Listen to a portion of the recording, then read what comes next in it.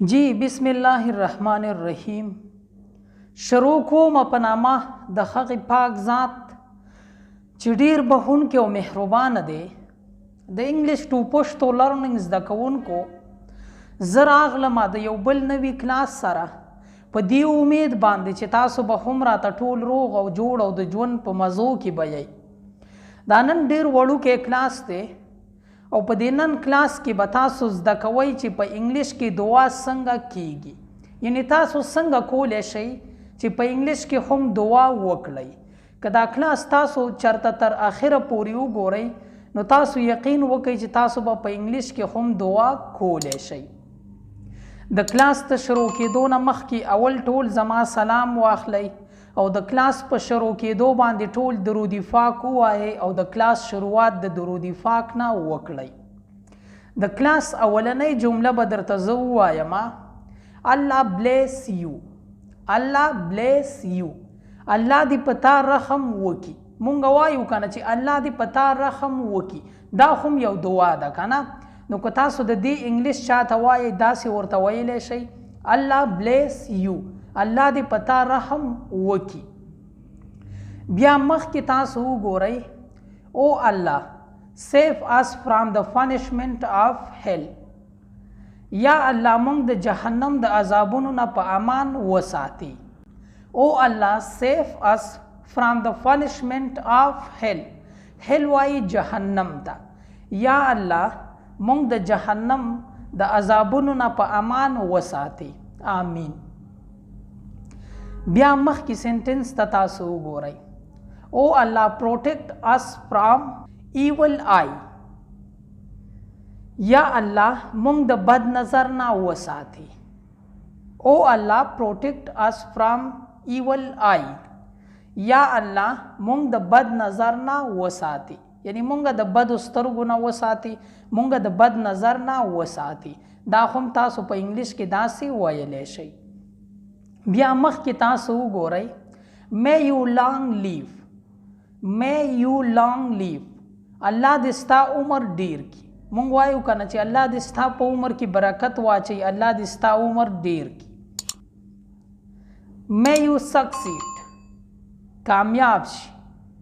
may you succeed. که څوک هم څه مرسته وکړي، مدد وکړي، نو هغه ته مونږ وایو چې کامیاب شي. نو په انګلیش کې ورته تاسو څنګه ویلی شئ؟ may you succeed. کامیاب شي. have a safe journey. have a safe journey. سفر دې ښه شه، یعنی سفر دې په خیر شه. have a safe journey. سفر دې ښه شه، سفر دې په خیر شه. Allah bless him the highest rank in Jannat. Allah blessed him the highest rank in Jannat. الله دې هغه ته په جنت کې لوی ځای ورکړي. که چېرته څوک وفات شي او د هغه دپاره مونږ دعا کوو نو مونږ وایو په پښتو کې کنه چې الله دې هغه ته په جنت کې لوی ځای ورکړي. نو دا تاسو په انګلیش کې داسې ویلی شئ: Allah bless him the highest rank in Jannat. الله دې هغه ته په جنت کې لوی ځای ورکړي، یعنی لوی مقام ورکړي. may Allah grant you a healthy baby. که تاسو چاته داسې وایئ چې الله دې تا ته صحتمند زوی درکړي نو په انګلیش کې ورته څنګه ویلی شئ؟ may Allah grant you a healthy baby. الله دې تا ته صحتمند زوی درکړي. اے الله help me my bad habits. اے الله help me my bad habits. اے الله زما د بدو عادتونو پرېښودو مدد وکړي، یعنی اے الله زما مدد وکړي چې زه بد عادتونه پرېږدم، یعنی په ما کې چې دا کوم بد عادتونه دي دا پرېږدم. اے الله help me my bad habits. اے الله زما د بدو عادتونو پرېښودو مدد وکړي. اے الله protect me from the evil deeds. اے الله مونږ د بدو اعمالو نه وساتي. اے الله مونږ د بدو اعمالو نه وساتي. اے الله protect me from the evil deeds. اے الله مونږ د بدو اعمالو نه وساتي. deeds وای اعمالو ته صحیح دا. protect وای یعنی ساتلو ته، محفوظ کولو ته. یعنی یا الله مونږه د بدو اعمالو نه محفوظ کې مونږ ته وساتي. او الله protect them from calamities. او الله protect them from calamities. الله دې د مصیبتونو نه په امن کې وساته. او الله protect them from calamities. الله دې د مصیبتونو نه په امن کې وساته. May Allah pour patience upon you. May Allah pour patience upon you. الله دې تا ته صبر درکړي. پیشنس وایي صبر ته. او دلته تاسو یو ټکی وینئ may Allah pour، دا ویلی شي pour 1 2 3 pour. نو دغه pour چې کوم دی په انګلیش کې هم دا ویلی شي pour. may Allah pour patience upon you. الله دې تا ته صبر درکړي. may Allah help you in the distress. may Allah help you in this distress. په دې مشکل وخت کې دی الله ستا مدد وکړي. may Allah help you in this distress. په دې مشکل وخت کې دی الله ستا مدد وکړي. may Allah help you. الله دې تا ته صحت درکړي. may Allah help you. الله دې تا ته صحت درکړي. تاسو په دې جمله کې وینئ health وایي صحت ته. may Allah help you.